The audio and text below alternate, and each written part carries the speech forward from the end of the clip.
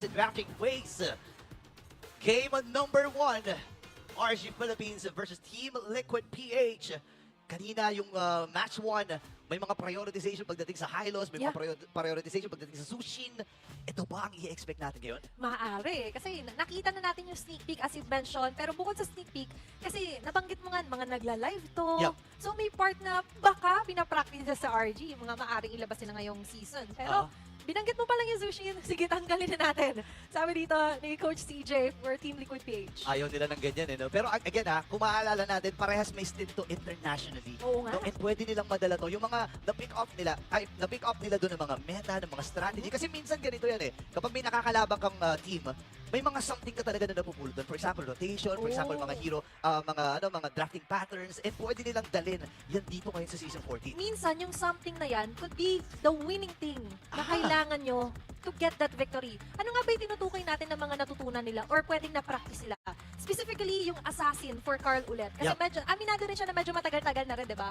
Since nakita nga natin yung talagang nambubulasok na Carl Tusok with the Lancelot. At hindi niya rin naman binigo with the back-to-back Lancelot nga na ginamit niya. And take note, it's also a way na hindi naman more on practice kasi iba yung jitters mo kapag ka-tournament. So malaking bagay to for our players or for our teams. Lalo na ngayon, di ba? Parang sumalubong kagad sa RSG at kay Irad ang Team Liquid PH. Ngayon naman, ipag-usapan na kagad natin itong Zask na talagang umaakat. Imaginein mo ni-nerf na yan.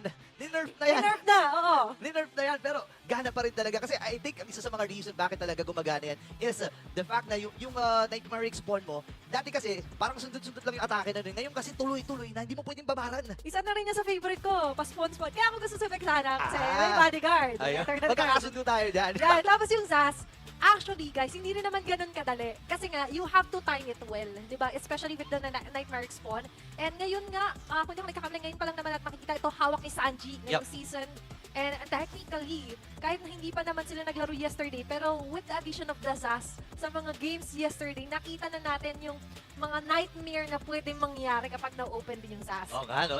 Well, speaking of nightmare, kumuha na kagad si Coach Panda ng magbibigay ng konting bangungot dito sa Team So, kaya, Liquid PH, bangungot. ang isang Eden and itong Juliana. Nakita na natin, wait lang, parehas assassin ng matchup na ba to? Kasi Wait itong lang, Julian Flex pa rin to eh. Oo. At actually ngayon, sa nakikita ko for Team Liquid PH Burrito, Ano yan? yung Hayabusa. Oh, Diba? Ako, if you remember guys, bukod sa Lancelot, talagang ang Hayabusa for Carl TZ, talagang tumatatak din. Basta ako, total na pag-usapan natin yung Lancelot eh. Hindi pa rin nawawala sa akin na may kukuha ng Lancelot dito. Well, for sure naman, ang Team Liquid ay hawak na nila dito is the Hayabusa jungle, no? Pero kasi dito sa RSG Philippines, pwede bang flexible to eh? Pwede. Pwede pa yung Julian eh, Kasi di ba? nakikita rin naman natin yan to different teams, specifically Falcon sa EP Brand, Yup. diba? And ngayon, gusto ko yung may mga fan art tayo. Hey! Shout out kay Jonathan. And the supporters, of course, for RSG, the Raiders are also present. And looking, grabe pati yung mga signature Oo pose. nga, ayun, si Carl TC, yung signature niya. Grabe, no? Ay, shoutout pala sa mga, sa Cavalry, and of course, sa mga Raiders na ito na nga, mga nakikita natin. Kasi ano, parang in-spend nila yung Saturday weekend nila, no? Dito kasama natin sa Green Sun Hotel, dito sa Makati, no? And of course, I know the players also appreciate that. Yup. At hindi lang naman, siyempre, ang pagnood, meron din tayong mga fancy laban. Ay, sa labas, meron. Oo. Meron nga pala. Tapos may mga booth din, yung mga MPL teams dyan. Sa mga pupunta dito sa Green Sun Hotel, daanan nyo yan kasi then yung mga merch. Nakita ko, nagigigil nga ako doon sa jersey ng Team Liquid. Parang Ang ganda ng naglalaki. kulay, Diba? naglalaki yung mata ko doon. Yung mata, linawin ko lang. Yung mata namin doon. Ang ganda kasi. But actually, I'm liking the jerseys. Speaking of which, it's a different shade or variant ng jersey ang suot ngayon ng Team Liquid puti. PH. So parang pahiwatig ba to na different shade ng katapangan yung ipapakita rin nila. Kasi kanina parang who's the true shade of blue, diba? Who's the stronger blue? Eh ngayon medyo iniba nila. Diba? At for RSG naman, on a serious note, kita mo naman kahit si Aqua. Very serious. Focus lang talaga. Coach, ano natin? Ano ba ang kukunin Naisusulat natin? na. Sinusulat na ni Coach Panda dito. Again, naialis na rin yung mga heroes na pwede kunin dito ni Aqua. Inalis din yung Vexana. Okay, parang pinoforce nga nila dito na Julian mid ka na lang, Julian mid ka na lang. Ang ganda nung atake rin dito ni Coach CJ, no? Sa pagpo-force, if ever dito for Coach Panda, to let nangalan din si Aqua na mag-Julian mid. Pero remember, si Aqua, very flexible din to. Yup. Although nakasanayan natin more on artillery mage or support mage nga, yung mga nagagamit niya. But definitely, RSG Philippines has something on their sleeves. Even light right now, di ba? Parang, sabi niya, Coach, parang flex din naman tong edit eh. Pwede pa tayo pumili dito if ever na Ay, mapang ay. Pero, Ayan na. eto nga pala, Burrito. Eto na. Isa sa mga signature hero ni Ka-Aqua, pero sasagot ka agad. Ang Hindi, bilis! kasi wala nga naman yung kalmot ni Benny dito eh. So nilabas na lang niya yung mga baril. Okay. Yung mga rat-rat. Yung mga... Rat-rat ni Benny dito. Medyo maingat ako dyan. Ayan mga baril ni Mga Benny baril. Cutie. Ang paulan, ang pabagyo Yeah. ng mga bala ni Benny Cutie. Nako, kaabang-abang ito. More on the setup. And ang ganda ng Ay. naging... Uy. Ano yun? Ano Ano yun? yung sinabi kaya ni Nats kay Irad? Ano yun? Ano yun? Ano kaya yun, no? Parang nangingiti kahit si Nats eh. Oo nga, napapangiti sila kasi flex pa eh. Ito na ba ang Lancelot na inaantay? Ito ba ang bakbakan ng isang Hayabusa at Lancelot? Ay, hindi. Ay, hindi. Tams, Jungle! Ano to? Ay, hindi. Baka Julian, oo, tama, Julian tama, Jungle, tama. XP Julian Jungle. Tams, ayan. Okay. Medyo kinabahan lang ako ng Okay. konti. So, Jungle, Julian, and Hayabusa, Jungle para kay Carl. Pero Okay. assassin pa rin naman. Speaking of dashes, parang check na check pa rin naman for me on Julian if ever tatapat mo sa Hayabusa. Pero let's see And ngayon, pina-flex lang din naman nilang kanilang mga mahal Sana na all. kaibigan. Sana all. Siyempre, di ba? Diyan yung mga magkakaibigan, minsan ano yun? Tsaka kahit tagal din natin hindi nasaksihan muli dito sa MPL Philippines si Irad. Oo, yung tapatang Irad Cartesi. Naalala ko yung mga huling sagutan yan, talagang sinabi kasi ni Irad noon, mas matagal na yun, sabi ni Irad, mas magaling daw siya mag-Lancelot. Season 11 playoffs, 11 playoffs, oo. Okay, pero ngayon, season 14 na. Let's head on to the land of Thorn, kung saan mapapatunayan na nga kaya ni Irad ang kanyang sarili. Marami raw siyang na-review na panood. Maa-apply kaya niya yun. Yun ang aabangan natin. Actually, maganda yung na-point out mo, no? Pwede nga naman na may mga experiences siya nakuha, no? Yeah. Kasi nasa different region siya. And of course, iba rin ang culture doon, iba rin ang lahat, di ba? Iba ang micro. Ay, oo. So, I think, mas maganda. Ibang Irad ang ating makikita ngayon dito sa laban na ito. Maagang kulitan lamang para sa magkabilang pupunan. Pero alam mo na, medyo nire-respeto na isa't isa. Walang Kailangan. nag-overextend, walang engagements. Malinis lang. Kalma. Gusto ko nabanggit mo nga ibang region. Nasabi rin kanina ni Ate Anara, di ba? Saang region ng galing si Irad, Indonesia. Indo. And they're known to be a very dynamic na mga teams, dynamic in playstyle. At ang ganda nung pinagsama yung macro, kagalingan ng Pinoy sa macro, and even the dynamic. Pero tingnan natin paano nga ba makapag-combine yan ni Irad as we move forward dito sa ating laban. Medyo tahimik. As you mentioned, wala nag-overextend. Pareho silang pinapakiramdaman. Ano bang bago since nung huli natin pagkatapat? Tsaka alam mo rin na, nakikiramdam din itong si Irad, no? Remember, ang isang Julian, kapag nag-level 3 na, may mga enhanced skills na yan. Yeah. Di ba yung chain, yung sword, yung Puro sight. enhance. And pwede mong gamitin yun para mag-pick off. Pero hindi kasi ganun yung ginawa ng RC. Kalmahan lang natin, antayin natin yung first objective, yung pinakamalaking objective, which is pupunta doon sa XP lane. Pero kung papansin mo, pula na nga. Nagpapalevel 4 nga. Nagpapalevel 4 si Sakto. Aqua at si Nats. At may mga kits sila na pwedeng gamitin dito, And the timing is there, pero sa napapansin natin nga for Team Liquid PH, hindi pa sila pwedeng umengage into a team fight ng full on kasi hindi pa naman level 4 dito si JP. Although technically, tinatry nila yung contest, lalapit ang alam nila kontre, doon si Carl Easy.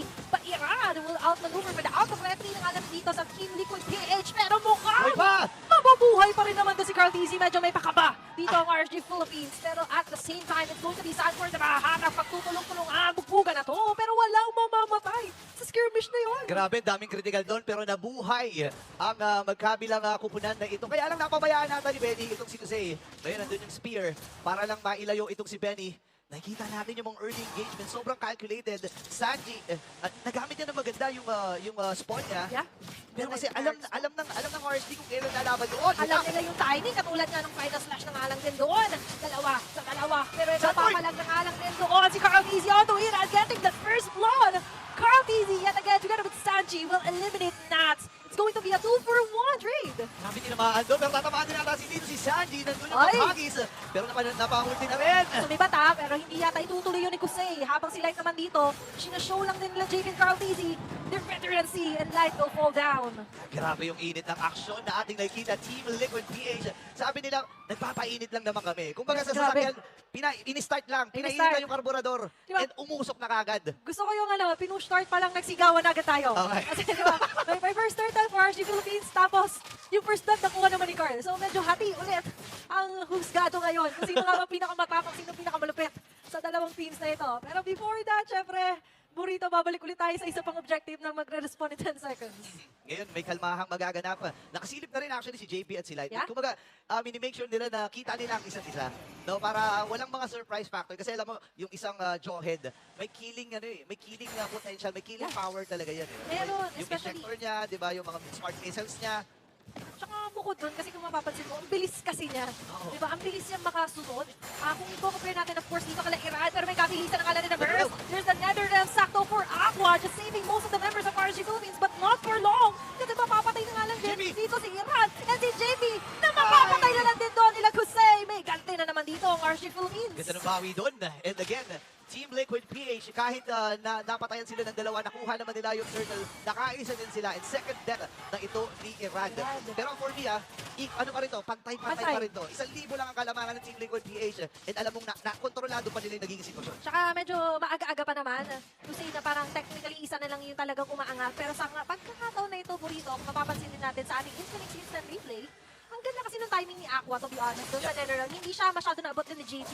And as a matter of fact, Nats also did a great job onto zoning out JP as well. Nabigyan pa niya ng pagkakataon or space si Kusei na makapag-free hit. Tsaka may mga conditions yun kapag nag-Netherrealm Ay, ka, conditions. make sure mo na nandyan si Benny para may babasag talaga doon sa Netherrealm. Yeah. And ang kailangan lang gawin ng Team Liquid PH dito, antayin yung pagkakataon na, di ba, after nung Netherrealm, nakaano pa, parang nasa spectral state ka pa May eh. split second. May split second, may millisecond pa rin, nakatayo lang kayo doon. And yun yung kailangan, yun yung window ng Team Liquid PH para samantalhin, pero sinasamantala na rin yung Kusei. Sabi mo kasi window, ha? Window, yung pala yung window. Ayan pala yung sasamantaling window ni Kusei. Diba? At ngayon kung sumasama kasi yung bagyong Benny Cutie, siya naman yung low pressure area o high pressure area nasa taas eh. Diba? Na kailangan din namang bantayan dito ng Team Liquid PH. And aside from that kasi, Burrito, ang isa rin sa nagiging key factor for me, kaya ang ganda ng mga pagpasok din ng RSG. Although technically, nakikita natin most of the kills ay nasa TLPH, is si Light. Ay, oo nga. No. Again, napakalaki kasi ng tulong ng isang edit dito. Hindi lang dahil dun sa control, kundi yung damage din. Kapag nag-primer red siya, nagiging marksman yan. Remember, Oo. tank slash marksman po yan. So, may damage at may damage talaga yan. Oy, nandun na nga lang nila final slash. Push through sila doon sa plano nila kay Light. Pag hindi sila magtatagumpay Sa dahil likod. si Nats. Ang tinitira doon ay si Benny Cutie. Habang nag-focus hard dito sa Iran. Focus lang dito sa turtle. Sino nga ba makakakuha? And still going to be caught dizzy. Aqua with the Netherrealm. Nice timing though. Sanford will be the casualty. May isang namatay pero hindi yata papay si Cardizzi. Wala Ay! siya nakuha doon dahil si Kusei naman ang kanyang tatanggalin. Making it a double kill. Aqua is going to go down. Grabe, Carl Tusok, ladies and gentlemen. Pinatunayan, actually, shuriken siya dun eh. Carl Shuriken. Carl Shuriken ang kanyang pinakita doon. Again, ganda ng timing ng RC doon. Napugaw nila itong si Benny Cutie. Alam nila na walang babasag sa Netherrealm. Kaya nung paggamit doon, na-maximize nila. Kaya lang, Grabe. after nung Netherrealm, nung duration na yun, inantay ni Carl yung pagkakataon. Kailan ko gagawin yung Shadow Kill. Kasi Alam pag ko ginamit ko kagad yung Shadow Kill, masasayang lang dahil doon sa Netherrealm. Kung may Carl Tusok ngayon, may Carl Pasok. Carl, pasok! Oo, ang ganda ng pagpasok niya doon with the Ugi Shadow Kill. And I agree na nakita natin kanina parang, yung turtle, nag-focus din ng RSG. Oo. Pero up until the very last second, hindi, last HP bar na lang, Oo. mas specific, nung turtle, sabi ni Carl, oops, excuse me. Grabe yung Ano killing na? dito. Oo, wait lang ha, si JP sumisilip na naman doon sa may mga damuhan. Nagiging makasalanan na naman itong si JP at yun yung Nako. kailangang iwasan ng RSG, yung mga kasalanan. May listahan na pero iunahin natin nila! Dito na nga lang din ang counter go from RSG Philippines. Dito na nga lang din ang free hit galing kay Light. At tinutukoy natin kanina na hindi mo siya pwedeng maliitin, especially with that primal rat. Grabe, first time ko lang nakita si Sanford na napupunta sa ganitong klaseng sitwasyon. Again, this season 14, napakarami mga roster changes at bumalik si Iran sa RSG. Pero ramdam mo yung nagja-jet sila ng maayos eh. Oo. Nagja-jive sila. And ito yung nakakatakot, yung Task Force RSG na ngayon ay unti-unti na nating nararamdaman. At ang offline ay manalo. Yup. Diba? Ang offline manalo laban dito sa TLPH. And you mentioned tama kayo nag-jive agad kasi may history eh. May Yeah. history behind. Although Irada na medyo nag-ibang bansa muna siya, tapos bumalik din naman siya ulit, di ba? Oo. Parang nandun pa rin, tinuloy lang nila yung storya nila. And with that said, hindi lang basta tinuloy, binigyan pa nila ng part 2. Oo. And minsan pag part 2, parang may Yun yung mas improved version maganda. eh, 2.0. Yun yung ganon. yun yung mas maganda. Speaking of storya pala, kung maalala natin, sa mga playoff games, hindi nakakakuha ng panalo ang RSG. Naku. Ng series ha, Ah, Sa series. mga naglagan Okay. portion sa playoffs, laging echo nung panahon na yon, Team Liquid PH, Team Liquid Echo nung nakaraan. Yeah. Kapag naghaharap sila, at feeling ko, ito yung simula ng ganti ng mga naapi. Ay, ayan. Alam naman natin sa mga teleserye, paborito natin yan. Pagka ganti time, yung climax kumbaga ng storya. Oo. Kaso sa pagkakataon na to, parehas kasi silang bida kontra bida eh. Oh, wait lang, may nangyari ata din sa Bimalik ba? Sanford, Oy. nagpapakakat at Team Liquid! Tinitig advantage si Sanford dito, yung complex nung meron tayong rush dito sa bandang kanan, kasi yung nether ng ni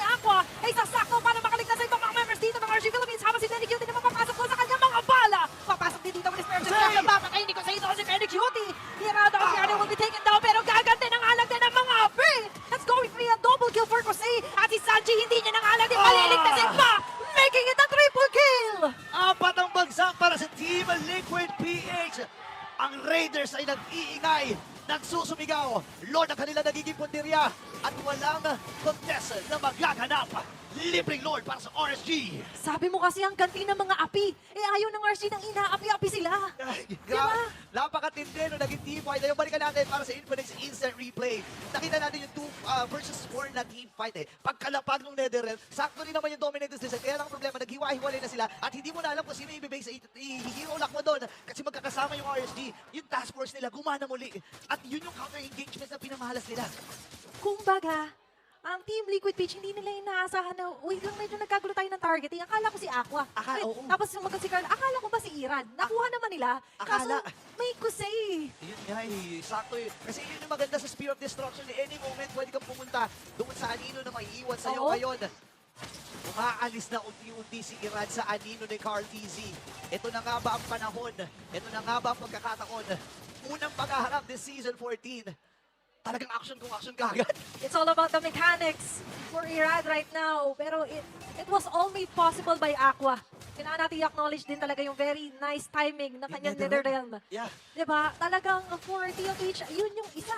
Sa nakikita natin na maaaring maging weakness nila as the day goes by. Grabe no. Again, hawak ng Team Liquid PH. Siguro 10 minutes, hawak nila yung gold lead. Hindi man lang nag-shift. And this time, 2.1k para sa RSG. Ayan na. I think nakikita na ng RSG yung win condition na meron sila. Sige, iwanan natin si Kusei kasi may pagkakataon naman yan. Hayaan na nyo siya. sumama any moment. And ang maganda dito, yung mapa, yung control nila dun sa mapa, halos 70 to 80% na ng buong kamapaan na hihawak na dito ng RSG Philippines. At kailangan mag-ingat ako si JP yata mag-ingat nila Grabe dito. naman dito si Light. Hindi rin naman nila ikaw commit on to a full on clash, but instead, sapat na, sabi ni Irad, sapat na. Nakaw muna tayo dito ng mga buff, pero speak of buff, hindi pa rin naman nila sila magsasucceed dun sa kanilang plano. But instead, they tried. Yeah, tama ka doon. And ito yung mahirap eh kasi again, kapag nakakahawak si Light ng mga heroes na may mga lockdown. Ako consider ko kasi as lockdown yan kasi at tagal ng duration eh. Oo. Nung onward tapos Earthshatter, at tagal ng duration doon. Di ba? And yun yung sabihin natin, doon magaling si Light. Kumbaga parang Dinodon Silhouette. Dinodon Silhouette, binubuhat eh. Very, ano yan Gen Z term. Alam mo, Gen Z naman tayo eh. Very Gen Z term. Dinodon Silhouette eh. I agree with you pagdating sa ganong heroes para kay Light, katulad ng mga Kufra, yung mga ganyan. Mga Franco, di ba yung may mga Oo, lockdowns? yung kaya mong follow-upan, yung nauna niyang Earth Shatter. Diba? And after that, ang pinakamaganda rin kasi dito for any deal, as you mentioned, the final rat. Pero ito na nga lang din yung rat ng RG Philippines, pinaparamdam dito kay Daddy JP. Natignan mo naman yung damage ni Kusei. Habang doon sa pinakagilid naman si Sanjay, tatanggalin doon ni natin Sunborn. Wapol down ang well, JP. Will be taken now by Irag with a double kill, inisa-isa. Ang mga Cavaliers. Ang sibat ni Kusei. 4-man down para sa Team Liquid PH. Ano ba ang magiging call nila dito? Pupunta ba sila sa Lord? Parang hindi. Kasi 18 seconds, 14 seconds para kay Sanji. Naku po. Endable ata. Sila ata ang tatawagan ng Endable dito. Endable na nga ba dahil ang RC Philippines ito na nga lang